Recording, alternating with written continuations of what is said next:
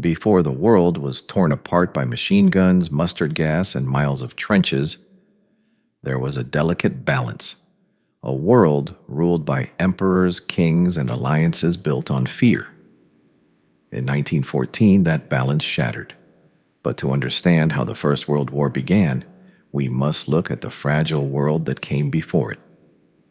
Europe in the early 20th century was dominated by powerful empires. Britain ruled the seas and held colonies across Asia and Africa. France, still reeling from its defeat in the Franco-Prussian War, was determined never to be humiliated again. Germany, newly unified under Prussian leadership, was rising fast, its industry, army, and ambitions growing each year. The Austro-Hungarian Empire was a patchwork of ethnicities held together by imperial will. Meanwhile, the Russian Empire sprawled across continents, a giant with feet of clay. And then there was the Ottoman Empire, once mighty, now labeled the sick man of Europe. In an effort to prevent war, ironically, Europe's leaders created a web of alliances. These pacts were meant to deter aggression, promising mutual defense. But instead, they guaranteed that if war began, it would not be small. The Triple Alliance bound Germany, Austria-Hungary, and Italy.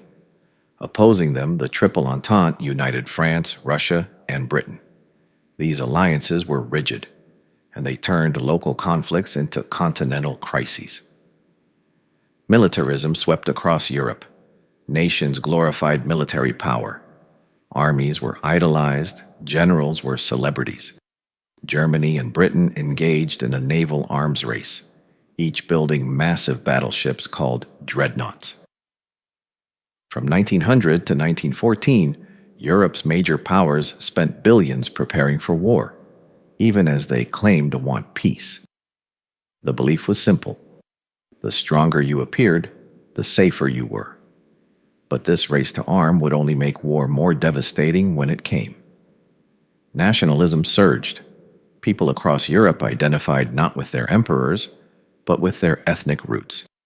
In the Balkans, Slavic nationalism clashed with imperial control. Serbia saw itself as the protector of Slavs under Austrian rule. In the Austro-Hungarian Empire, dozens of ethnic groups sought independence: Croats, Czechs, Slovaks, and Bosnians. The empire was like dry wood, one spark away from a fire.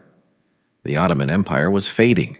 Once stretching from the gates of Vienna to Mecca, it had become a fractured shell.